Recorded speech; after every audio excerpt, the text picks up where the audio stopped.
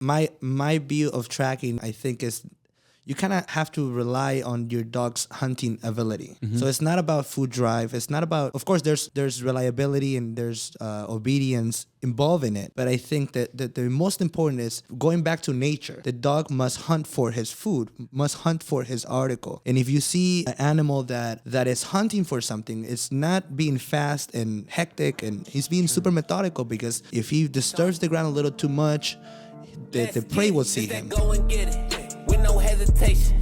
This that never quit. Start that elevation. This that process.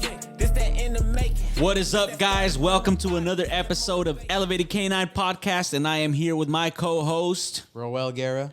And today we got a special guest, one of my good friends, my brother, Christian Gomez. What's good, Christian? How you doing, brother? I'm doing pretty good. I can't complain. Life is good for me, you know? That's awesome. So a little bit about, how I met Christian 2017? 2017, I kind of seen some like little activity on Facebook, and this young dude was, learning helper work and just doing a very bad job and at the time. But I could see that, he really wanted to get into it. So we were going to meet with my buddy Juan Mendoza, and I shot Christian a message. Hey, bro, come out. Let's do, if you want to do some helper work, come out or whatever, help me out. And yeah, man, that's how it started. And the rest is history. Exactly. So a little bit, Christian, let's get started, man. So I already know the story, but for our viewers and our listeners, man, tell us, a little bit about yourself, how it started, all that. It all started in Mexico, in Iguala, Guerrero, with one of my good friends, Mario Alquiciras. I purchased a dog from him, and he just hooked me up on it. It was so amazing for me to be able to have a relationship with the animal and stuff. And then I came to United States, and I started working in a dog training facility out in LA. And then there was a guy working there named Juan Portillo. Then told me, you should add Oscar. And there's a lot of trainers around the area that are doing a great job. And I add everybody on Facebook. Oscar hit me up and invited me to Compton, and I went, and the rest is history. Yep. Yeah. So Christian was working with me. It was just Christian and I, with Elevated Canine before it, it became what it is now. It was just Christian and I, and Christian, we were going up and down LA just training dogs. He was super motivated when he first. Was your family still in Mexico? Yeah, huh? Yes. Your kids were still in Mexico, yes. and he came down, and man, I could just see the desire to want to learn and get better and all that, and I could honestly say Elevated is where it's at today because of the work that Christian helped put in to grow it. So while I was at work, I was at Northrop or whatever, Christian would be at my house grinding it out, working dogs and training dogs and all that. And then he was really pushing everything. We would go to I think the first client that I gave you that that was was Ty Lopez, remember? Was that and he had two dogs, and so Christian would go out there. The millionaire Ty Lopez? Yeah. And so I would send Christian out there 3 times a week, and Christian would go over there, and bro, we were getting paid good for that gig. For sure. I remember before this, man. So Christian was working at a facility, and I don't want to say the whole story, but he was working at a facility where I felt that he was being taken advantage of a little bit, and I didn't have enough work to just be like, hey, bro, come and work with me.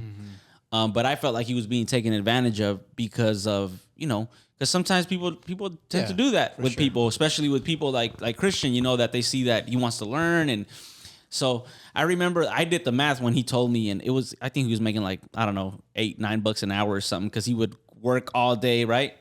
Yes. You would go home, eat, come back. And so I was like, hey, bro, that's bullshit, hey, man, just know that there's other options out there, and, don't just take it, basically. But on the other side, he wanted to learn. So I also understood why he was there. But anyways, and continue, man. So you were working there, and how long were you there for before you started working with me? I came back from Mexico in 2014. 16, like around October.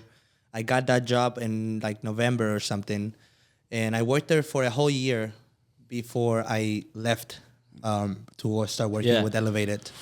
But when I was working there, it was kind of challenging, you know, because I didn't know what was out there. And when I was there, I thought we were the best in the world, you know? Yeah. I was there grinding every day. And you were working for a guy that spoke German. And, you know. And he, like, he'll tell us, like, you know, I've titled so many dogs, and we were all super motivated. And then I met Oscar, and then it's like, oh, shit, you don't need to correct your dog to make him heal. Like, oh, you don't need to... I mean, you kind of you do have. It was just you know, it's very different. It's different. Very different styles of training, which, you know, I think you got to appreciate, like, you know, you did learn some stuff there. Oh, that did a lot, yes. Yeah, so you did learn. It's not like we're not saying like he didn't learn anything there. I think you learned something everywhere, even if it's what not to do. Yes, you learned something. So that was good experience for you. For sure. And it was good pay too. Like for me, I was working before in a warehouse, and I was not making like a lot of money, you know, and I had to work like 2 or 3 jobs to be able to support my family. And then when I was working there, for me, it was one of the best jobs at the moment because I was doing what I loved and getting paid decent money at the time. And it was just a fantastic experience when I was there. But, you know, it was not.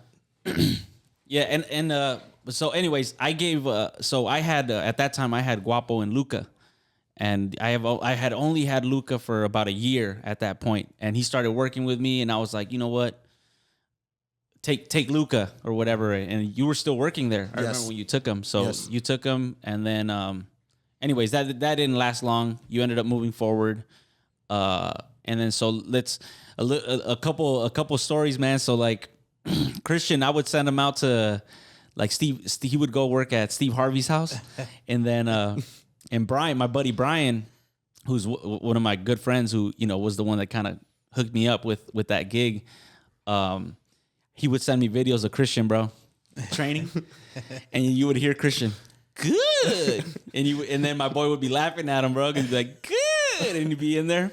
And we would laugh. So, anyways, but yeah, Christian would be grinding it out, man. In that little van, we had a little Astro van, and he would be going up and down LA, bro, just working dogs. Before the Astro van, I remember I used to go with my beat up Liberty, like the black Liberty, like the paint was like all chopped up. I used to pull up to the Harvey's. It was like the Harvey's house in there. Hey, he was there once. Hey, he was there once, and then I forgot. But Brian hit me up. He's like, "Hey, bro, we got to change. Like, your boy can't be showing up. Like, you know what I'm saying, like that, bro." But anyways, you know, and it was just because, you know, but hey, we were growing, man. Like, I mean, it was, you know, it was. Now you look back at those times, and I think it's like, dang, like it was fun. Like for me, because Christian and I would be cruising, bro. Like we'd be bumping music all over LA, training dogs or whatever, and you know, it was good times, like good conversations. You know, learned a lot about them. So, and then, you know, but then, you know, obviously we start growing, and, you know, so anyways, you heavily got into the sport of IGP. Yes. With Luca. Yes. And so I never titled Luca. I basically had like some healing on him, I think, when he got him, and then he learned with him and did the whole thing. We did some training together. And then, so you left Elevated, and what, 2 years ago now? 2 years ago, yes. Almost 3 years ago. Yeah. So, and then, so yeah, man, tell us about your the IGP stuff. I mean, I think a lot of people are curious about that stuff, and, you know, tell us a little bit about the sport first, and then, so the people that don't know, they understand what it is, and then we'll go from there. For sure. I got Luca right when I was still working at that place in LA. Things didn't work out. Then I started training with you, and at the time you belonged to this club where now it changed to a different organization, the Nuvius, and you introduced me to Nelly and all the people around there. And because of Luca and the things that you have done with him, because you had already done a lot of IGP with him, the foundation stuff with him, and I decided to keep going to learn, to grow as a trainer. I did not know nothing about IGP at the time. And then we both started growing. And then when I left Elevated, I was a little bit overwhelmed with doing pet dog training at the moment. So I said, you know, I'm going to do a little bit more IGP because I enjoy this side of it. I still going to do what I love to do and train my own dog and not have to deal with a lot of dogs in my care, you know? Yep. So when I started doing that, I started meeting more people involved in the sport that also were like putting everything the whole time to do IGP and delivering quality training and winning championships and doing stuff. And I just decided to go further, you know? Yeah. And it just hasn't stopped. The learning hasn't stopped since then. I was going to Colorado to help out our Salida friends, Marcia Boggs. She had been, paying me to go out there every month, for a long time. And then Christian started getting better at helper work and really, getting out and learning from different people. And just, his game was just getting better. And so I was like, hey, I think it was like a couple months, like, hey, bro, like, maybe you could start going out there. You couldn't make it because of or either family stuff or we had a lot of work. Nobody could take care of the dogs, and then you started sending me there, and that was your first one, right? That was my first ever time going out of anywhere, out of California, to train dogs and getting paid for it. It was the first ever. Which like some people don't understand, man. Like especially like for us, like. When you go over there on a weekend and you can make what you would make on a weekend, like that is huge for you, you know? And the thing is, like, it's not about like, because a lot of people, they just do it, it's not about the money, but it's like you love doing this and you're getting paid for it. Exactly. It's like, bro, like, of course, Yeah. For me, it got a little overwhelming because my kids were growing up and, it was just like, I just couldn't be leaving every month. So I was glad that Christian could, fill that spot and relieve me from having to go every month. So anyway, this is while you were still with Elevated. Exactly. I was still with Elevated, and I was getting better at my IGP stuff, and Oscar was going to Salida, and it was around that time. Salida also is like a very far drive from the airport, so I can see how that can also get a little bit on the way. It's like a 3-hour drive or something. Yeah, but it's so pretty though. It's like you drive through there, it's so beautiful. But like Marcia and Ojai, the Ojai working club, dogs. They have treated me so well since the beginning. Like they've trusted me, knowing that I haven't accomplished anything, that I was eager to learn, that I was just from the beginning, I was super clear with them and saying, I'm learning. We all going to learn together, and we'll see if we can all make it, to as far as we can. And that's huge. Yeah. And luckily, it was, super for And for I think me. a lot of people are missing that these days, though, man. Like transparency in the dog community. Yeah, like I don't know, like, but I'm learning, and I could get better. Like I could catch a dog, and they're like, cool, you catch a dog, come through, and I'm still learning. So and I think that shoot, you've been going over there for a while now, so a couple years at least. So definitely, I think their dogs have gotten better, and you've gotten better. They have gotten better, so everything pays off. But man, what he just said right now is huge. Like transparency is everything. I had a guy hit me up, earlier this week, and he was like, and he already has like his business, dog training business and everything. And he's like, hey man, like I want to become a decoy because I do at some point want to train protection dogs or whatever, but I'm just not there yet. So I want to learn.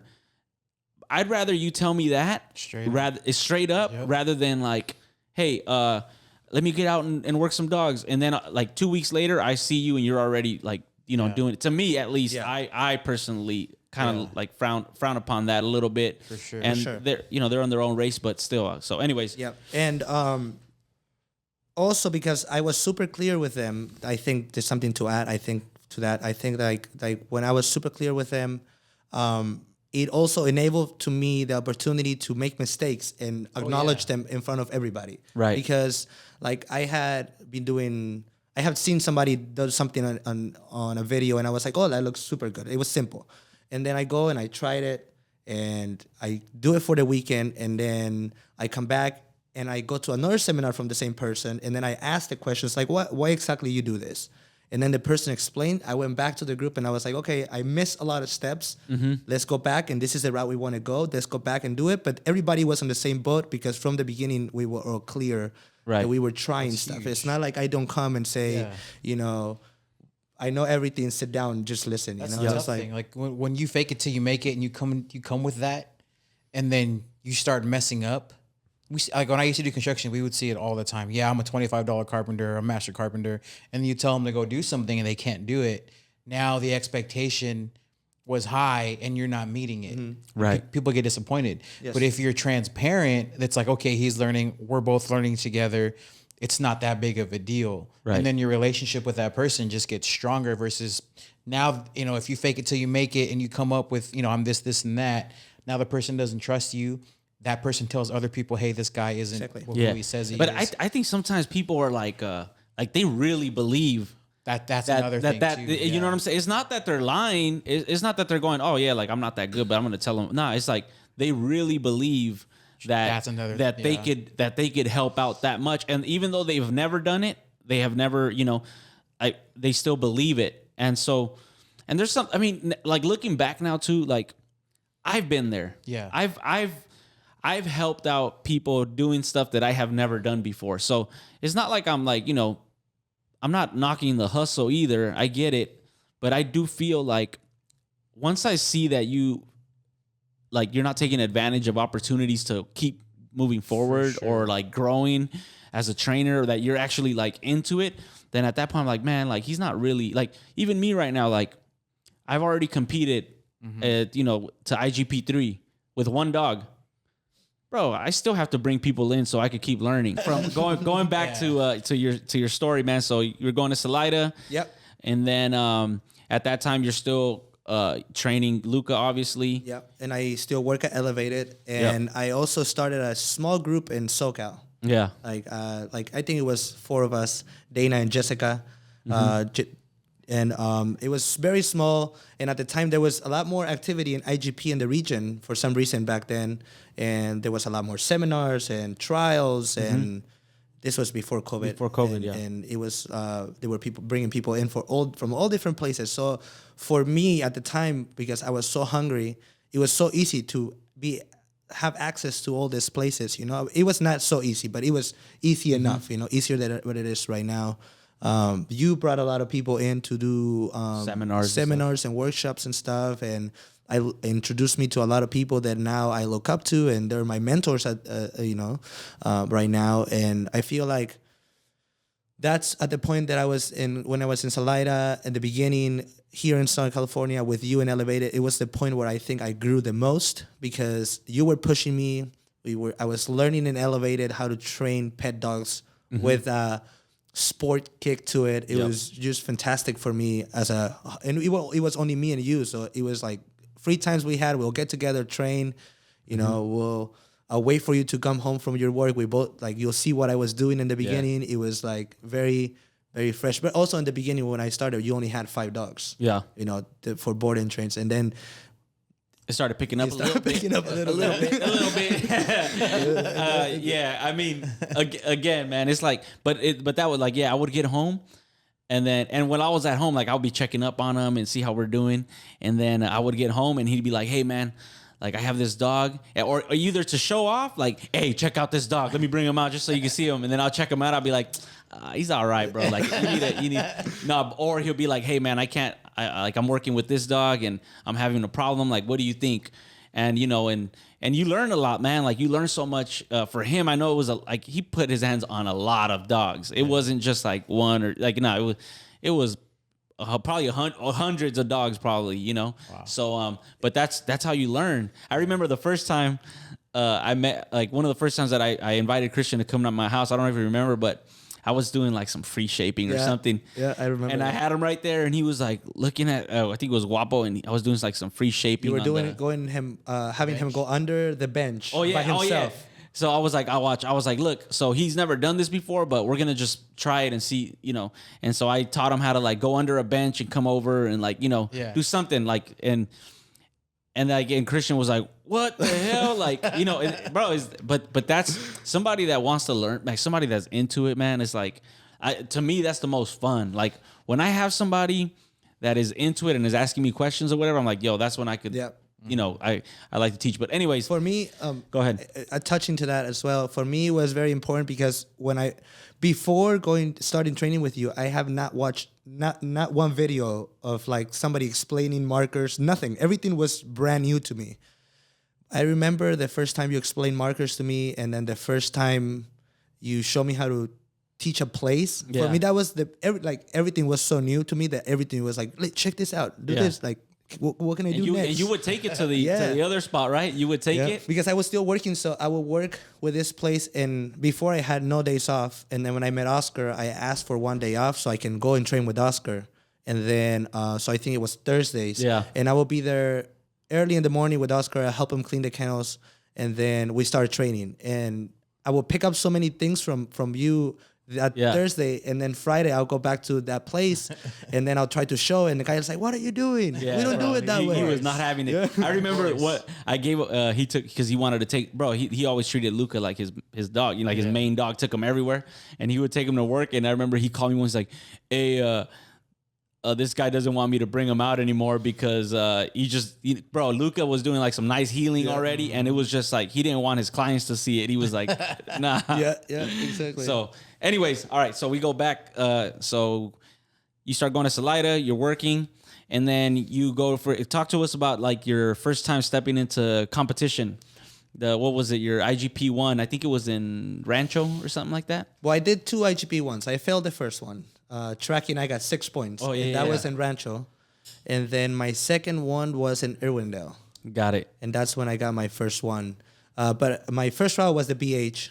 That was, I think, my most, like, I valued that one the most out of all of them. Just because how new everything was and how much progress we made. Yep. And it was the first time I competed in basically anything sport related. And it was nice too. It was a super nice routine. I remember. It was a good time. So, but that was my first competition. My first big competition, which wasn't that big, was my first nationals in Petaluma, California, like two years ago with the Rottweiler Nationals. Oh yeah, it was only 3 dogs. I finished third, and you made the world team. I made the world team for that year, and then after that, there have been a little bigger competitions after that. So why don't you tell us a little bit about like that experience, like going to, where was it that you went to? Last year we went to Hungary. To Hungary, yeah. How was that? That was very fun. I actually had the opportunity to go with one of my friends at the time, who is very experienced in that type of stuff, and he showed me around, and it was just a great experience to be able to compete and meet so many people from other countries. You know, just like one thing I was telling the person who went with me is like when we landed, everything looks just like the movies, you know? Yeah. Like I came from Mexico. Like I watched movies from Europe, and then like the plates, the license plates, the trucks, everything looked so similar. I was so stunned about that. It was so beautiful experience. In competition there was very tough. There was I think it was 86 dogs in total. Wow. And we managed to finish 15th. And managed to put the second highest obedience. Nice. And it was very good. Nice for me. That's cool, man. That's awesome. I mean, I again, man, like to be able to experience something like that, you know, because when you're growing up, bro, like, I mean, you don't even think about me personally, like I never even thought about like, oh, I'm gonna be like, you know, taking trips or whatever, you know, until you get to a certain point, and like be like, man, like this stuff could actually like this could happen, like. Yeah. You know, so and for me, like knowing Christian and like where he started from, bro, like the car he was driving, and you remember I told you once, I was like, hey, bro, you'll see. I was like, one day you're gonna be my age. I think at that time I was probably 30 or something like that. I was like, and you're gonna be in a completely different state of mind. You're gonna be thinking completely different. I was like, so I'm telling you, man, like what you're doing right now, like it's gonna be good. So, but yeah, man, it was not easy for sure. I remember there was times where you were at work and you always will call me because you know what time I used to get there. You always will call me. You made it. Like, how are the dogs? And remember one time you couldn't call me, and then you call your wife, and your wife is like, no, he's here. And then you say, oh, let me talk to him. And you're like, well, you're not picking your phone. And I was like, well, I didn't have money to pay for it. Yeah. And then you just say, oh, I'll just pay for it. And then, you know, you pay for me later. But it was not one time. It was multiple times. The cars I was driving, how, like, it was not a great... But to me, like, the work ethic, bro, was, like, you know, like... Yeah. Like, I always say, like, man, I don't know if I'll find another, like, Christian, bro. Like, this dude would, like, if I tell him, hey, bro, can you get here a little bit earlier? Yeah, for sure, I'll be there. Or hey, bro, can you do? So to me, it was like huge, man. Like and it's crazy, bro. Just like the process of how you get from one place to another is crazy. Now, like we talk out, and when we talking like, hey, Christian, how's it going? And he tells me what he has going on, like like bro, like tell us about like your group of people you have right now. Like how many dogs do you work sometimes on a weekend? Well, I have 6 groups total. And I have the biggest group I have is here in Southern California. When we get together in a weekend, we get up to 21, 22, 23 dogs. All IGP stuff? All IGP stuff. And all we do is protection on that day, those days. And then whenever they want to do obedience, we have a certain day with my club here or my group in Southern California where we get together and we train and we do obedience. Yep. And I've been lucky to have people in my group that are very eager and hungry to learn, and we all learning. You know, it's like you got some. I mean, you got Kelly Connell coming out. Kelly. She's one of the top, I think, trainers around. Mm-hmm. We have, and then from my original group as well, like Mal has been coming out a lot, and Artin, Jessica, and Shauna, and we have like a good group, a decent group. In our hands, committed for sure. trainers, Committed trainers, because like that's what I need for me, because I don't want people that just want to come and have fun and just do it for doing it. Just for the Instagram? For the Instagram, yeah. So I try to get people that they're committed, they want to compete at any level. Doesn't matter if your dog is not a world level competition dog. As long as you want to compete and you want to show, that's all I care, because that motivates me to put the effort in. Right. Because at the end of the day, if I wanted to make money, I could go and do pet dog training. Yeah. Yep. Do you get a lot of clients in your teams that aren't as committed? They just show up and I mean, what is their goal with their dogs? I get a lot of people that they just want to see their dog do a lung bite. Yeah, that's as simple as that. They just want to come and they don't care about the barking. They don't care about the control. They don't care about setting a goal for competition. They just want to see the dog go and bite and have a cool video so they can post it. And I quickly identify those people, and as they come, they go, because we are talking a different language from the beginning. You know, we're not talking the same game, and the people that I surround myself, they come regularly. They're all talking about new ways to do this. Like, how can we approach the situation? How can we make this better? And I mean, I think that's who you grow with. You know what I'm saying? Like when you have people like that, and it to me, it's always like when I go see them, I'm like, oh, like everybody's like is very consistent. You know what I'm saying? For sure. To me, it's very like deflating sometimes. Like when you go somewhere, you're working, and like we're working together, and instead of like people being around like listening, they're like out there on their phone or whatever. Like to me, that's like I'm not gonna help you. Like exactly. I am not gonna go out of my way to like go the extra effort to help you if you don't even want to help yourself. So I've had people they want to do helper work, and they say, oh, I want to come and I want to learn from you. And like you said, they're sitting on their phone, and then they get there late, and they expect to right away work their not even. They don't even want to work a dog. They want you to work their dog, Right. And then once you work their dog, they're like, okay, I cannot stay today. I'll come back next time. And then they just come or they just come and show up with the expectation of doing a lung bite or doing something else, and they're not interested on learning why the dog is not biting good, or why the dog is biting good, or why the dog is not barking the right way. And that's, I think, something that I was very interested from the beginning, even when I started training with you and with everybody. It's like, why the dog is not doing the thing we want him to do. It's like 100%. What is the problem? Why is the dog not barking? And I think that's what has I'm still feel like every time I learn something new, I feel like shit, like I fucked up so many things, but it's just everything comes at the right time, like you get the knowledge you get at the right time. Yep. So let's talk a little bit about tracking. So I know we have a lot of listeners. Somebody asked the question, like, how do you start the tracking? Like, what do you think is like the biggest mistake well, first of all, why don't you explain the type of tracking that IGP is? Because it's different than like scent, tracking, like, when they're looking for somebody. Yeah. It's completely different.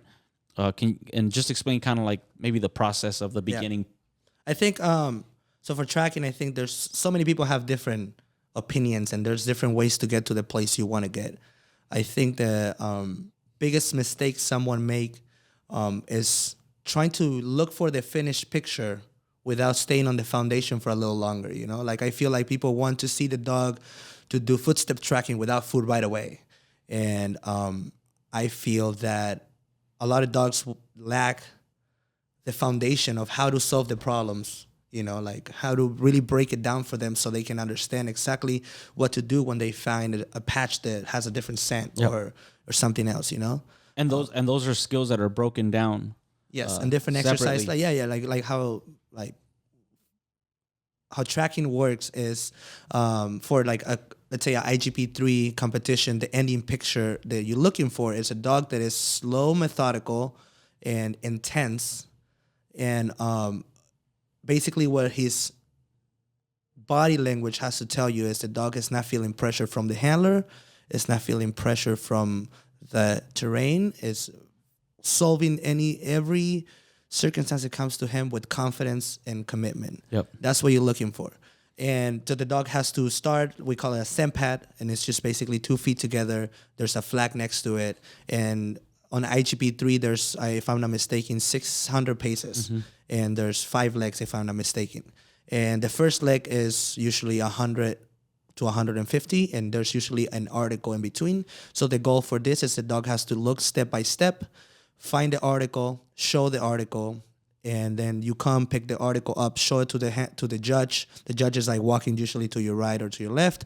You show the article to them, and then continues. There's 3 articles, and there's one article is placed on the first leg in the middle. Then the second leg has nothing.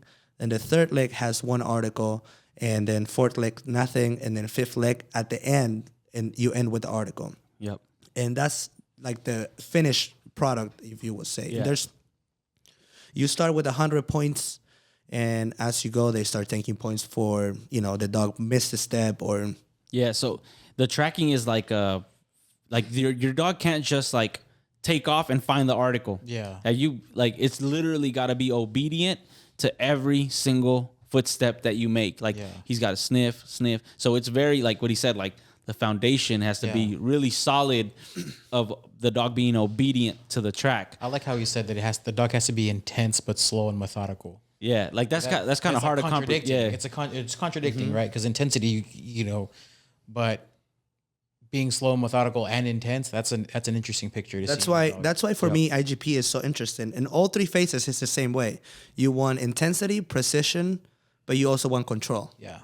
And that's the hardest because the barking is not just barking. You know, you don't want the dog just to bark. You know, you want the dog to put 110% of pressure to the helper. And then when the dog is gripping, you want the dog to put 110% pressure on the prey. When you ask for obedience, you want 110% obedience all the time. Yep. And that's for me what draws me to IGP more than any other sport as well, you know? That's what pushed me away from it. I think, but I think that, like, I always tell, like, people always give me, because I've competed in a few sports now, and not to the highest levels on, you know, but they tell me, like, what do you, like, why IGP over another sport? Yeah. For me, it feels like IGP asks such a precision and the quality of the dog and stuff, and you know that it's like it makes you a way better trainer. For sure. Like it's easy to recall a dog and him just being next to you, and that's it. The exercise is over. Compared to he has to come into a straight front, not bump into you, not not be crooked. Like literally, you could be crooked half a foot, you're gonna lose a half a point or a point or whatever. So that's why I think IGP Schutzen makes the better trainers. Yeah. Now, overall dog, that's different. In my opinion, I feel like there's different sports that make a better overall dog, but as a trainer, if you can compete to an IGP3 and get V ratings on all 3 phases, like it requires discipline, dedication. It requires a lot of dedication, and it requires a good dog. And it requires good handling, good team. Yeah, like a good team. Yeah. It can't happen. Correct. Unless you have all that. Yes, and the biggest proof that I have for me, in my biggest accomplishment, I think, in my helper career is my, Shauna probably is going to hate me for this, but Euro. You remember Euro? Yeah. The first session we had with this dog was the dog sniffing the toy that we were playing with. The dog had no interest on anything. And I'd say it's my biggest accomplishment because the dog had no drive. And then somehow we managed to put a 2 on him on a... But first, she did her 1 at a regional level, which is competing itself is hard. And then competing at a regional, even if it's a 1, there's a lot of pressure. And then coming in, knowing that your dog is not the strongest dog in the game, and still going there and wiping, all the first place, all highest obedience, highest, stuff there. And that for me was my biggest accomplishment of my career, saying how we made this dog to be the best of his abilities and managed to be competitive with the dogs that are talented on the sport. That for me was the biggest thing, because anybody can train a dog that you purchase from Germany, and then anybody can train a good dog. But when you have a dog, I don't know, bro. Now that I'm doing it, I'm like, man, I don't know, bro. It still requires. I mean, but it is a lot harder. Yes. But like you say, like the best to that dog's ability. So, I mean, that dog reached a high level for that dog, which with another dog, you could reach a higher level with the genetics of that dog. Yes. So, and every level is hard, but I think those are probably the hardest dogs, because it's like they give you just enough so you could be like, oh, we could do something, and then some days it's like, oh man, like this dog ain't got it. Yeah, like so it's hard. It's not easy, man. Like, and it requires a lot of like dedication and like being a little bit like, hey, it might not look good, but we're gonna go for it. I also think that people that like the sport and they're dedicated, I feel like if you have a talented dog, you tend to slack a little bit more. Right. Unless you're very like driven and you're very competitive. But if you're new and you have a talented dog and everybody's telling you, I've noticed this from other people, everybody's telling you, oh, you have a really nice dog, like your dog bites super hard, it's super clear. And then you see the people that you're telling them, or other people saying like, oh, you'll get a 1. And then you see them slowly pass them. Slowly get better at their obedience. Yep. All of a sudden I come and the retrieves are super. And then the person who has a talented dog, the retrieve's still on the hold. Yep. And the other dog is doing other stuff, more advanced skill stuff. And I think that a lot of people with a more challenging dog get to work a little harder. Sometimes, not everybody, but a lot of people does. And I think that makes you a better trainer and competitor 100%. As well, Yeah, I think 100%, man. It's like that saying. What is it? I'm sorry. He just fucked up. I'm just playing. No, it's like that saying. Hard work beats talent when talent doesn't work hard. That's it, bro. Right? Yes. I mean that is. I mean, there's no more. I mean, that's the truth, man. Yeah. Like, and he's right. Like a lot of people, they slack off. They have good dogs, and it's like they just go to waste. Yeah. And it sucks. And then you have people that like I come from like the Corso, so to me it's like. It was always about, from the beginning, it was always like, oh, I'm going to do something that nobody has done. Like, that was just the mentality. Like when, and I was obsessed, and, it required a ton of work or whatever. And like, when with Wapo, I remember I never tracked them, bro, because when we trialed, like with very minimum tracking, like I got decent scores. I was like, man, like we're good, bro. Like we're going to go, like they showed me the tracking in Arizona. I was like, psh, bro, I'm going to kill this. We went over there, bro. It was the worst thing ever, Failed. There's a picture of me and Christian walking back from the track, like with the dog, bro, and both of us have our head like down and shit. The worst part is I think that the next day you had to compete and do obedience and protection, right? Yeah. And then you do a super score in obedience. Yeah. And then a killer score in protection. And you're like, I think we talked about that in the last in the last podcast. Like, man, like being there, seeing people get their trophies, I was like, bro, just because, well, not just, I also didn't have the knowledge to do good tracking. Like I, when you don't know what you're looking at, you think you're really good. Like you think your dog is like, until you really start learning, like, oh shit, like, it's not very good. Like, damn. The competition is like the biggest test for exactly, man. For your stuff, like. You don't know until you step on the trial field and you show your dog and you really see if your dog will sit. Yeah. Well, not simple as sit in motion. You know, it's like you step on the field and you're like, okay, let's see if all I've worked. But I is gonna think show up. that's for everybody, man. Like even outside of outside of dogs and everything, like that quote that you said. You know what I'm saying? Like, bro, like you have some really talented people out there, and they get outworked, and somebody that wasn't so talented is all of a sudden, passing them up, and that's how it is. Mm-hmm. I had another question about tracking. So a lot of people have the misconception that in tracking, like Oscar had said earlier, that they're actually following, like the dog's not just going to go find the article. Mm-hmm. So what exactly are they, and for the audience, people who don't know, what exactly are they looking for? Are they tracking a specific scent? Like what scent is it? Is it disturbed ground? What exactly are they being taught to look for step by step? I feel like everybody has different opinions, and if you ask like the biggest trackers, everybody has different opinions. In my opinion, I think that the dog is going with disturbed ground.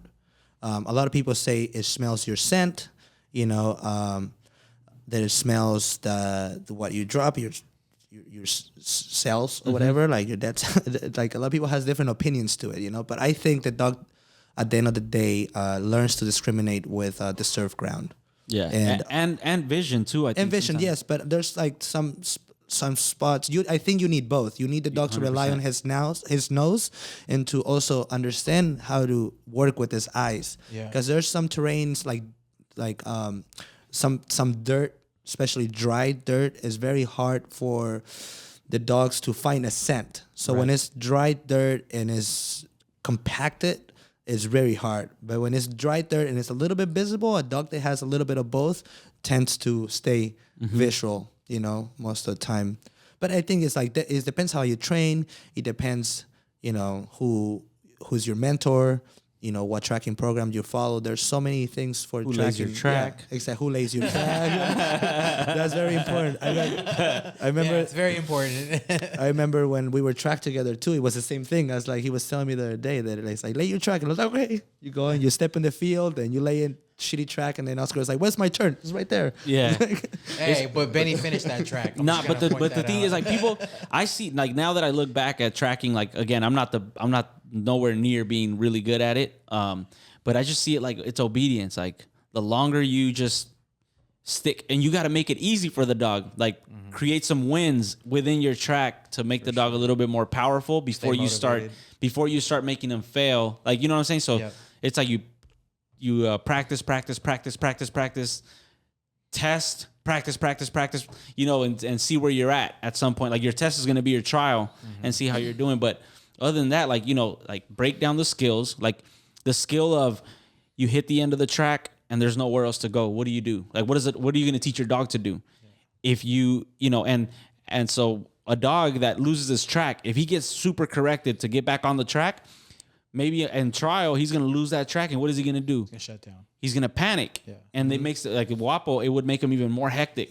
So, because I didn't give him the skills, the skill set, the education to know what to do when that happens. Yeah. And I think like now my view of tracking now, I also was in the same boat as you in the beginning because I started with you. We did not know anything about tracking. However, like I've been able to be exposed to a lot of people that track very good and being able to ask questions. And my take on this whole journey of learning, I think, is you kind of have to rely on your dog's hunting ability. So it's not about food drive. It's not about, of course, there's reliability and there's obedience involved in it. But I think that the most important is making it a game for going back to nature. Like going back to the dog must hunt for his food, must hunt for his article. And if you see like an animal that is hunting for something, it's not being fast and hectic, and he's being super methodical, because if he disturbs the ground a little too much, the prey will see him. Nice. I never heard of that. Yeah. Who'd you get that from? From everybody. It's like it's my No, but usually you have somebody that like gives you something like that, and you're like, oh, like. So I think so. So my when my tracking stuff started changing was when I started free tracking Luca a little bit, and I started asking like John Riboni, John Riboni has a very cool system on tracking. Then I went to do a workshop for the first time in Washington State, and there's this lady named Jan Nielsen who she's a detection officer, and I was picking her brain there, and she showed me a video of a dog searching for drugs. And the way she was doing it, the dog was super intense, like searching in the boxes and stuff, but so methodical. The handler Meaning was like he was very methodical in the way he was searching. and it was like every inch of every little crack in the car and the boxes and everything was like sniffing every single thing. You That's know, cool. And then I picked her brain on it, and everything goes back to the dog wanting to hunt. And the challenges, and the dog corrects himself, like with challenges that you put, but you control the whole situation. You control when the dog fails, you control when the dog gets successful. And that's, I think, when you start making it more challenging for the dog and the dog gets more intense. So like if you just lay a straight track and there's food, predictable food all the time, you always lay the same track, then you will have to start correcting the dog a little bit more, because now the dog's going to start beating you to it. Like he knows that after 13 steps, there's a piece of food. Right. So he's going to start looking for it. But if he has to look for it, but then there's maybe a serpentine. Instead of being a straight, there's like a little serpentine, or there's a U, a big U. Now the dog, if he goes fast, he might get lost because he cannot go fast going straight. Right? Yeah. So then you make it challenging. So if he gets lost, there's nothing for him out here. The moment he comes back, he slows down by himself because now he picked up the thing. I like that. And then you set him up for those type of failures once you start knowing the dog, and then you reward him right after the failure or whatever it is. This I've picked up a little bit, and might be butchering it as well, but I picked up a little bit from Marco and Sarah, just watching their videos. And guys, real quick, make sure you guys check them out. Canimo. They're changing the game. Marco and Sarah do an amazing job out there. They're changing the game. They're educating all of us to how to train the dog for emotion. Because this is what the sport is all about. IGP is all about, like, if you want to show good, like there's so many people that do it successfully with so many other ways. But I think for me, I relate to this a lot because you rely 100% on the dog's emotion. The dog must want to do the behavior. 100%. You know, and then when it comes to trial, the dog wants to do the behavior. So there's nothing, well, there's things that can go wrong, but at least things are going to be easier to troubleshoot because it's the dog is going to be eager to do it all the time. You 100%. know, so I think that is go ahead and follow them because they're the ones changing the game. Yeah, I think I mean, because there are a lot of people, and it happened to him, it happened to me. You meet somebody, they've been in it for a long time, and you're just like, yo, this is it right here. Like they come from the motherland where it started, and this is it. But what you don't realize is that dog training has changed so much, has evolved so much, has gotten so better that even, I mean, and so, you know, sometimes we're like, to them, it's like, nah, that's not how you do it. This is how you do it. And you could be blind to it. But when you get somebody that is they're winning championships, you see their dogs and you're like, oh shit, like they're on top of the food chain. Yeah, right now. they're. I mean, there's no, you know, I personally don't see anybody, you know, beating them as far as like you know the results they're putting out. And once, because I'm part of their group and stuff, their video, I got their videos, and they have a Facebook group, and you see the results of people that are in their group, and you're just like, yo, like this is it right here, you know. And so but anyways, yeah, check them out. They're really good. So what you're saying is you're trying to tap into the like more of like a primal instinct of your dog as far as its hunting is concerned. Yes.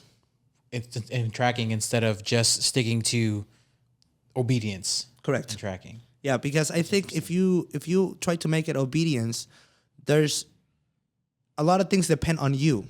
Yeah. You know, you have to be able to correct the dog. You have to be able to help the dog in order for the dog to do the stuff that you want him to do. But then comes the day of the trial, you cannot help your dog. So what you're saying is like build up, like it is going to become obedience at some point, but at first it has to become like a desire to hunt. Correct. I think before you do anything else. Exactly. So I feel also that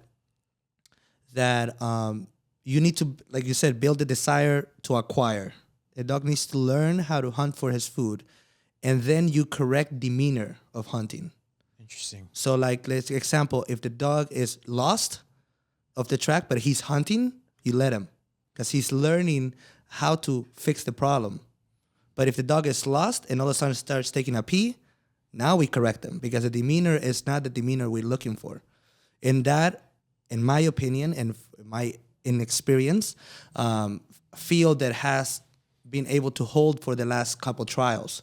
And of course, like also, I educated myself. I learned a lot from Yuri and from a lot of people that I picked their brains. Marco had taught me a lot and stuff. So, but I feel that the things that work for my dog and for how I train is correcting the demeanor of my dog. So if my dog is fucking around, then I can correct him softly, and then he's like, okay, we're getting back to game. But then I'm not correcting him for him trying to do better, and then I'm correcting him, and now instead of making the behavior better, I'm creating stress. Right. Because he's lost, he doesn't know what to do. I correct him, so now, Yep. I'm just adding more stress to it, and there's no teaching involved. And that's when I think when you go to trial, that's when things happen the most, 100%. This is just for me. What I know you've kind of been around. You went to helper camp. Who is and we? I remember last time we talked about something with you spent some time with Marco over there. Yeah. And what is one of the biggest takeaways that you took from spending time over there with because we talked about off camera about the some of the things he helped you with or whatever. Give some of the people out there like one thing that that you have learned from going out to helper camp and from spending time over there. I think they're first of all, like I said earlier, they're doing an amazing job trying to educate us handlers, helpers, and trainers how to do a better job for the dog. And that's, I think, the biggest thing that resonates with me. But one of the things that I picked up from him is his ability to break things down and just find a solution on little things, But we talked about how like my dumbbell stuff. But like how it's not rocket science. Like Yes. he makes things Simple. very simple that actually change the dog's behavior. Exactly. And it's not like because now we see a lot of different types of training right now and a lot of things that like very flashy stuff and all this, but and that's cool if you enjoy it. That's cool. But like something that it's gonna for competition where you're gonna lose points and you're gonna do all that and you want to win, and from what we were talking, it was kind of like I remember he explained something to me and I was like, dang, that was it, and it worked. I'm like, dang, like that was like it wasn't rocket science, but it worked. Yeah. Yeah. I think it was the food in front of their nose. Yeah. So let's talk a little bit about that. I remember now. So Shauna, my girlfriend, has now not so much, but before he was very vocal dog. By vocal, I mean when we were doing obedience, he would like start barking out of excitement or frustration or however you want to call it. And we tried so many different things. And the last thing that started working for us is our friend Kelly Connell gave us an idea to give him food on protection or in obedience even, like scattered food, and that was working. So what does that do? Just for the people, because so people could understand a little bit. What is like when she explained it to you? Yeah. What was the scattering the food for? And again, don't quote me on this. There's many things to research from this. This is my opinion and my take on what it. he heard. Yeah, what I heard, and if you guys have more questions about this, like Kelly Connell, you could reach out. Yes, but go ahead. No, go ahead. I'm just laughing. Basically, what it does is still rewards the dog, but managing to keep the demeanor of the dog lower, I guess. Like not so crazy. The energy level, the expectation of the reward is not high, so the dog doesn't do the behavior super amped to get the reward. If that makes sense. Let me see. So, for example, if the dog is doing something and you're gonna give him the ball, and this dog is like crazy about the ball, then you are basically rewarding that energy, that high energy, right? Yes. But so what you would and they're trying to get the dog to be quiet. Yeah. So what they'll do instead is they'll actually reward when the dog is doing okay. So let's say you're rewarding the dog. You're doing down, and you say plugs. The dog downs. You reward him with the ball every single time. And then when you start adding duration, the dog starts vocalizing because he starts getting frustrated. That he's not getting the ball. He's not getting the ball. So now you cannot really correct that because then you're going to shut drive a little bit, you know?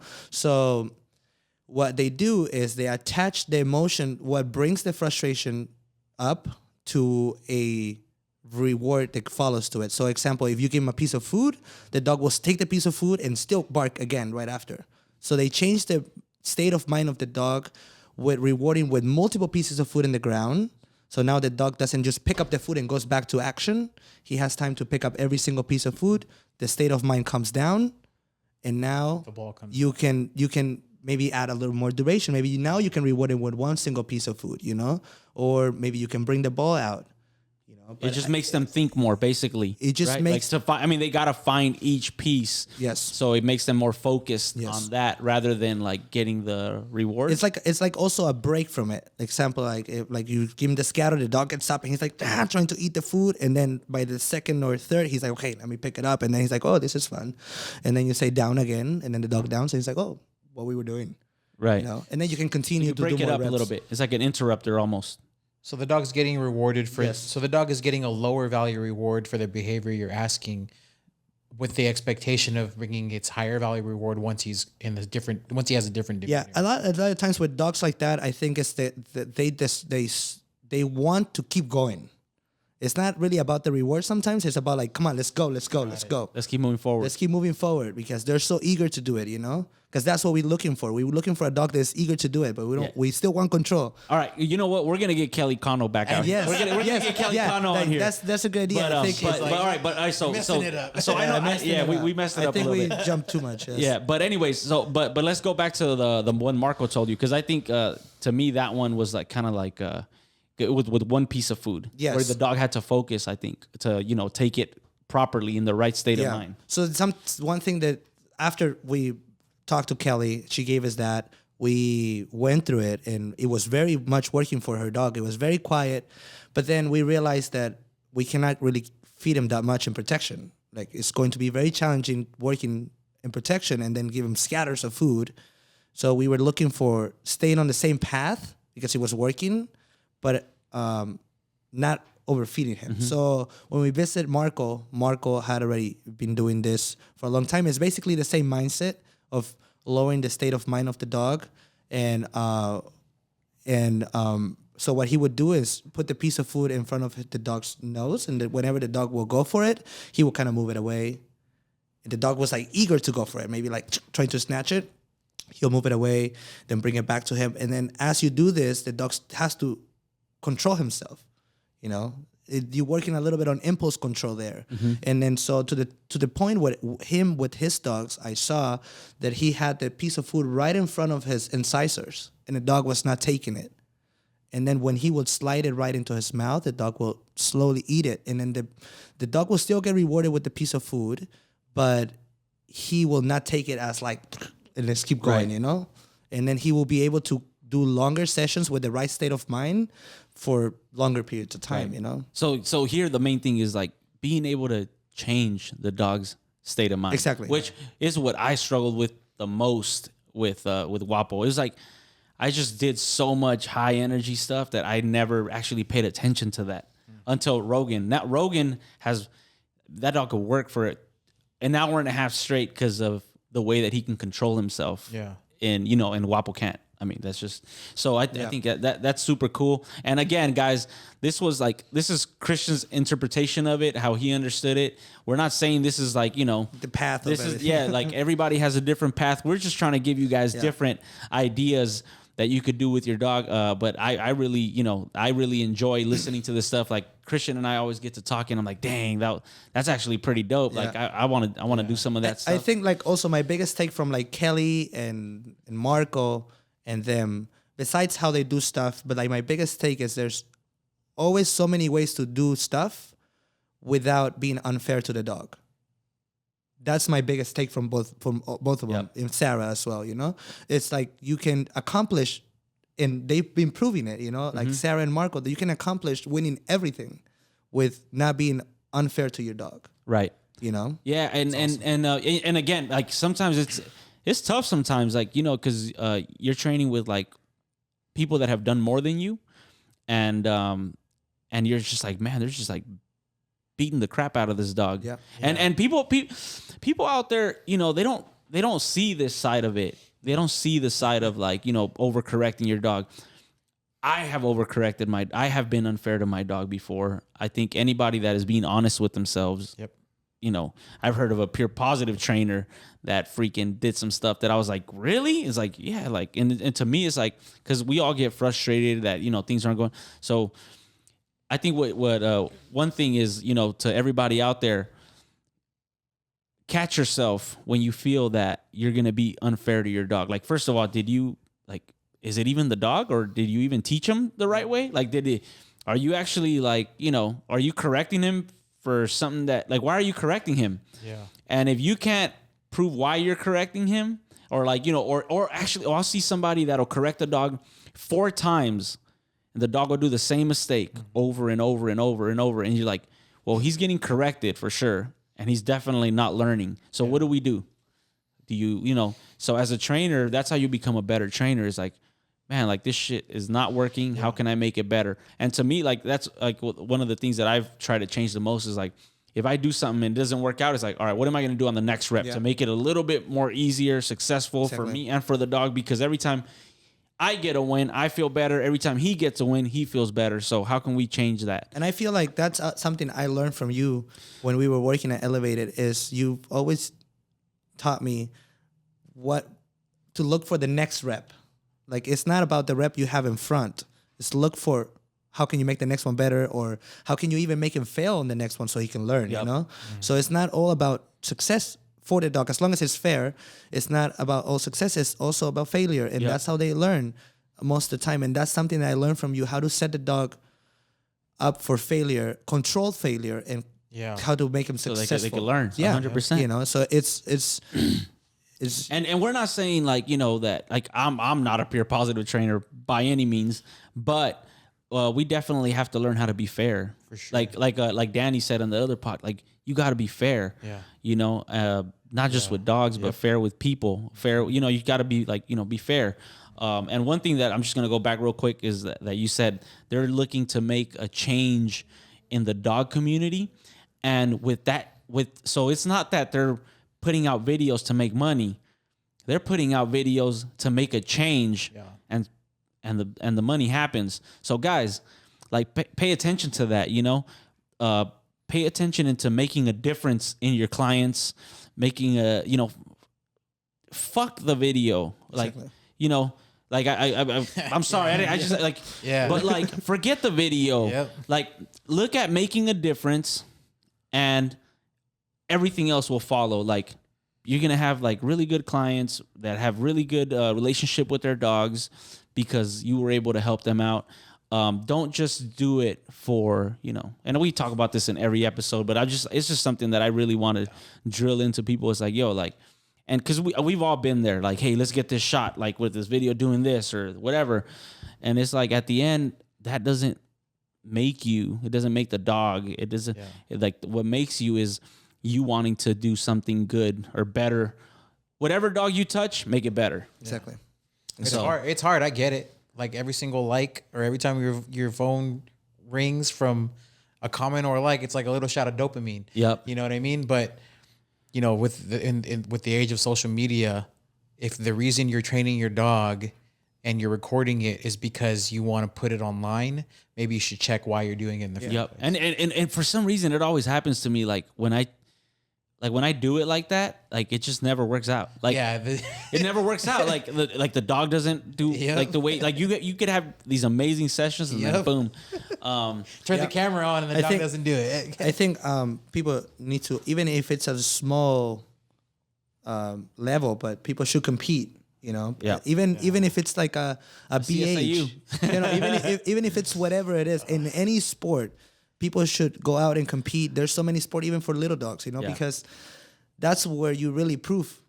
Yep. If you've been fair with your dog, if you taught him correctly, or maybe, the dog is young or whatever it is. Yeah. And a lot of people will be like, I like helping pet dogs with aggression behavior and this and that. That's cool. I think at the end of the day, I think if you know how to build a dog and build this like do a routine off leash, you're gonna be able to help these people way better. Like, and to me, that would like when it comes to like pet dog training, like with a little bit of sport twist, I think it just makes the dogs happier. And but we still got to focus on the sports side. I mean the pet side, meaning like I don't care how fast he goes to a down or to a place or how fast he comes. Like that's not what we're talking about. But in the way that it's being taught is what is more important to me. And if you're gonna get my dog and just put a bunch of pressure and teach him basically like I'm gonna fry you, get over there. I'm gonna fry you, come back over here. I'm gonna do this and that. It's like to me that is not you taking the time to actually teach this dog. You're just trying to get these results so you could pump them out. And so, anyways, to all my young trainers out there. But even if you want to go on the route of like, I want to just help people with aggression cases. There's no better place to learn aggression than a protection Controlled sport. aggression. 100%. Like how can you help somebody in protection if you haven't experienced how to build the aggression, how to build all that stuff. And if you have a decoy, it doesn't matter what sport you are, that explains and tells you this is what you're looking for. This is when the dog is really aggressive. Yeah. Like, this is the dog that's going to really bite you. Is it just a confident dog? Or is it a scared dog? And man, and like decoys, bro. Like, I mean, I see it all the time. It's like, what are you doing to better your knowledge? Like, even like I see Christian, all his growth he's had and stuff. And when I meet up with him, I always see what he's doing. And I'm asking him, hey, and there's a lot of things that I see that I was already doing like a while, and then I stopped doing it. And so it's good that you start seeing it again, and you're like, oh yeah, I used to do some of this stuff, and I just stopped doing it. But you gotta you can't do the same thing every single time and expect to get better without you like getting around other people that are better than you, and where you're absorbing knowledge. Like, bro, to me, it's just like if you're out there and you're gonna learn, like get out, like. Try to compete first of all, because once you know what's expected of you and what's expected of your dog, then you could help build that better. It's really hard to build something when you don't even know what it's supposed to look like at the end. Yep. You know what I'm saying? All the time I see these people on Instagram, and I'm not talking shit or anything, but Just talk some shit. But without disrespecting anybody. yeah, I say that respectfully. I'm not trying to be racist, but Yeah, don't talk to me. But I always see people like saying, "Oh, look at my pretty healing," or "Look at my pretty this," But that's it. They don't post nothing else. They don't show their dog. They don't prove that it was gonna hold up. It's 10 steps, 15 steps for a cool video. It's nice. Yeah. But like. And I get that too, because I mean the algorithm, you gotta hit the algorithm, and that's how you get some of your business, and I get that too. But make sure, like, bro, I don't think, like, there's a lot of times that I don't post nothing and I'm at home working. Like, I'm at home, and he knows how it used to be for me. It was like when I was getting ready to compete, bro, I'd be finding the shittiest track fields because that's all I had, and because I wasn't good at it and I had to get better, or but it's like, nah, bro, like we're working. Like it was never, and sometimes it didn't have to be filmed all the time, but we'll be in my backyard sometimes. Like here, when I throw the retrieve, you pull that thing out of his mouth, and we try to fix this, and bro, but that is how people that are obsessed with learning and getting better, like that's how they are. So yeah. And like what you said, like I remember what you're talking about exactly in the backyard when we were working the dowel. For me, the biggest satisfaction was when you went to trial and the motherfucker didn't chew. Yep. We worked so hard for this. Yep. We were there every evening. Yep. You were waiting for me to come so I can pull the thing out of his mouth. So we will be waiting so good. And then when we did go to a trial, and he chewed twice instead of 10 times. Exactly. It was a win. Amazing. It was the best feeling. It doesn't matter, No, yeah, man. I think, and it's sweet, man. I mean, I ain't gonna lie. Like even shit, like getting out there with Benny, after failing, and it wasn't, it wasn't like this crazy, performance, but I like my dog performed. He passed and he looked good, and I know he deserved the pass. It wasn't like they gave it to me. It was like, hey, I deserve that. To me, that was like, yo, that's like cool. I love that I failed and I came back and won. Like, and I didn't win anything, but for me, it was a win because in the past one we failed. Yeah. So So anyways, Christian, you're gonna head out to France, bro. congratulations, Thank man. you. Awesome. Thank you. Today he was it yesterday or something? He got word that he made the USA team, and he's gonna be heading to France. And we're gonna be doing a couple raffles and stuff, and we're gonna be doing some stuff at Elevated Canine to help him get out there and not have to stress out about any expenses or anything, because it can get pretty pricey flying a dog. It gets super pricey, and and it gets a little stressful.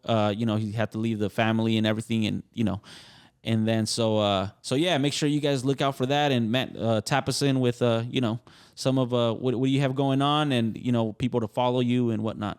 Yeah, I mean, I'm super excited about going to France. It's my first time in France, and it's my second time competing for the US, and I think I go in with a little bit more experience and ready to show my the hard work we've been putting in.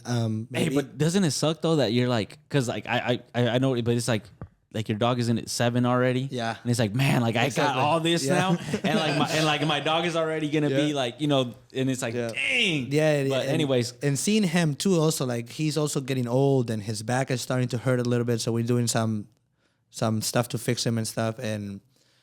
But it sucks, definitely being in a position where you have a little bit, like I knew this 3 years ago, it would be a totally different story.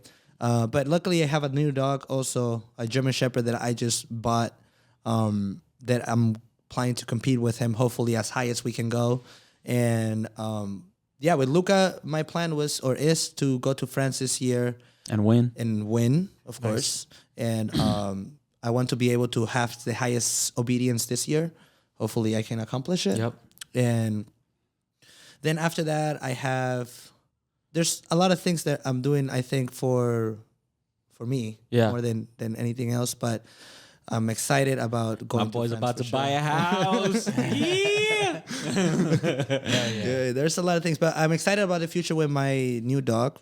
I'm excited to be training and competing with you at the same time, because you have a dog that you're starting to compete. I'm excited about that, and I can't wait to beat you. And it's like he's gonna have to. He trains a lot already, but he's gonna have to train more to beat me. I tell you that right now. Don't worry, I'll meet you there. It's okay. Hey, and you know what? The day he is gonna beat me, because he's better than me probably. At all this stuff and IGP stuff, but I ain't gonna make it easy. Yeah. But when he does, I'll be happy. That's awesome. It'll be good. It's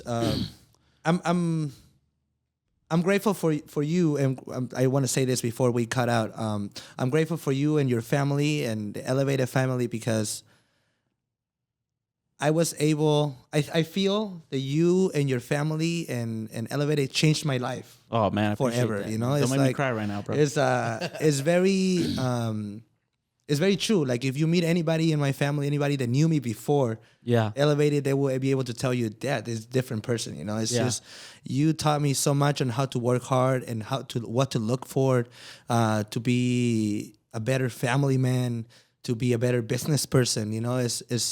I'm so grateful, and you will always be the person that I always look up to. 100%. I appreciate that, bro. And guys, like again, if it wasn't for this guy, I Elevated wouldn't be where it's at today. And man, but that trip that we took to up north when we competed at Nationals, it was our first one. And bro, like to me, those are like amazing memories. I wish I had more footage of the cameras back then to get all that stuff, man. But like seeing the growth and, just like watching him work now and do all that. And I'm just like, yo, like that is dope, man. And I remember those talks, when we would be driving and stuff, I'd be like, bro, we're going to be killing it one day. Like you're going to see, we're going to be killing it. And to see like how many people you're helping and all that, like, bro, that is amazing, man. So, I remember every time you used to tell me, and especially in the beginning, stick with me, stay with me. We both going to grow. This is going to kick in. You still were working at a Northrop, and then you still tell me it all the time. You like afterwards, you send me a message, a long ass message saying, I like good job today, and saying stick with me. We're going to do this together. Elevated is not just about me; it's about us. We're both the same. It was, and you know what? Like, and even though he's not with Elevated anymore, he has his own company and he does his own thing. But I mean, it's just that process. You know what I'm saying? And it doesn't mean that we're never gonna be doing something together again. Like I'm sure down the line we're gonna do something. You're not with Elevated, but I feel like you're still part of Elevated, even though you're. You know I feel part of it too. Yeah. You know, So to me, it's like, bro, like it has been an honor just to watch you grow, man. Like and seeing like what people say about you is like, to me, it's like, yo, like yeah, that was dope. And I remember those talks, man. I remember like yesterday, bro. Like, Christian, don't worry, bro. I'm telling you, we're gonna be killing it. Yep. And I say that. I mean, I still like I'll tell Roy like, hey, Roy, bro, like, because even if it's not with me, you're still gonna be like my goal is to like to hopefully leave you better than how, for sure, and but I left better too, as and I'll touch on this before we end it. I appreciate everything you said. As a business owner, I'm still learning, bro, right? But having Christian there, when Christian decided to part ways, all it told me was, hey, man, like, this guy didn't see the future with you anymore. Mm-hmm. And that was more because I wasn't making the steps. Like, I guarantee you, if I would have took different steps and I would have been in a different place and he would have saw that there was a bigger future for him, he would have probably stuck around. But like pet dogs thing wasn't his thing anymore. He was kind of like, bro, he did a lot of work, bro. Like it was a lot of dogs. Sure. But it's all part of the story, right? Like everything happens for a reason. When he left, I was like, oh shit, like what am I going to do next? And then all of a sudden I was like, man, you know what? I'm going to have to shift a little bit. And he still helped me after he left. He got a spot but now he was making more, and so everything works for a reason, man. And exactly. It's an amazing story. I can't wait to be, 50 years old, wherever we're at, having our own boat or, what I'm saying? Like, hey, 15 years, bro. Give me 15, dog. I'm right there with you. Yeah, give me 15, bro. But I one thing is like I feel that I've always been grateful for 100%. you and for your family. And I think there's a saying in Spanish called "La gratitud es la memoria del corazón." Yep. Gratitude is the memory of the heart. Yep. And for me, that is what keeps me humble all the time, because then when I see a Christian out there that I haven't found yet. You seen him? I haven't found it yet. I haven't found one, bro.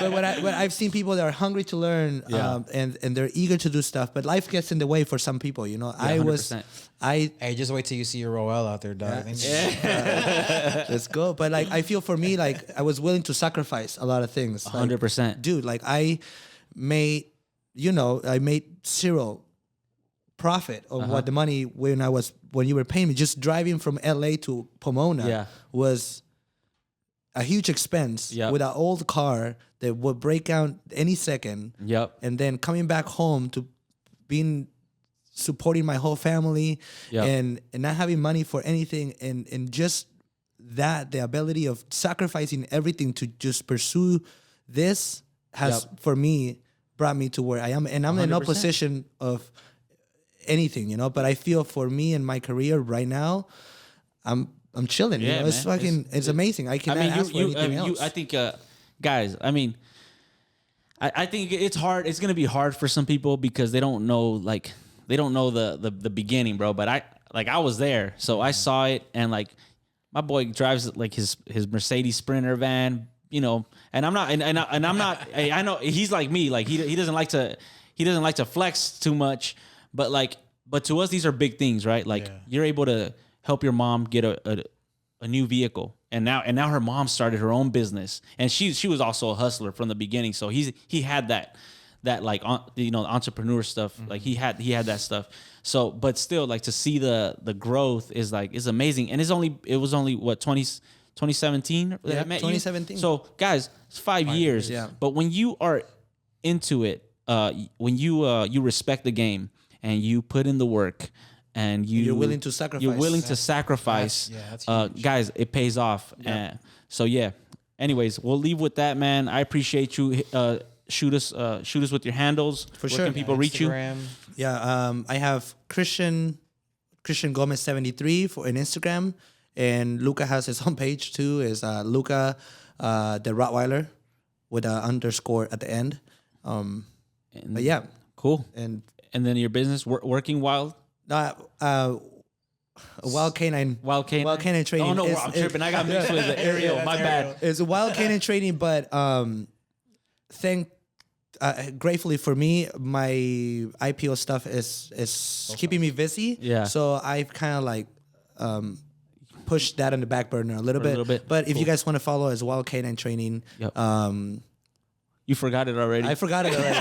It's like Wild Canine Training. No, it's just Wild Canine Training, but I haven't been really active there. Got it. And so then much. your club?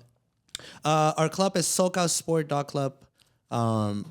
Again, fortunately for us, we are very busy with everybody here. Unfortunately for a lot of people that want to train with us, they're not taking new members. We're not taking new members right now. However, the girls in the club, sometimes when they get together, they get visitors. So just hit us up, and then if we have any space, and if the most important, if there's something I can help, as long as you're dedicated, I'm not gonna be looking for you and stuff. But if there's something I can help, reach out. And I want to give back what I got, the opportunity. Cool. You know, I got the opportunity to learn from someone who was talented or is talented. And my homeboy said, "What, no. guys? I'm gonna have to beat this dude, guys." Hey. I got the opportunity to learn from you, and I'm grateful for that. I want to give that back. That's all I'm saying. Cool, man. You know, it's hey, like, let's bro, train. I love you, brother. I love Honestly, you too, man. And, I love you too. Ro, you got anything else left, bro? No, that's it, man. Hit them with your handles. This is awesome. Guys, make sure you guys follow us if you haven't at Elevated Canine Academy. Subscribe, like, share, comment, all that stuff. You know, you can follow me at Oscar Mora Dogs. Roel at... You can follow me at Roel_G, and also be on the lookout. We're going to have some big things coming out here pretty soon with our media. Elevated Canine Media is coming out here pretty soon, and we're going to be putting out a lot of content. Just like he was saying, if there's anything we can share to help you guys have better quality with your canines, that's the goal. Cool, man. Well, we'll see you guys on the next one. Peace. Let's go. Tony. Let's get it. This that go and get it. With no hesitation. This that never quit.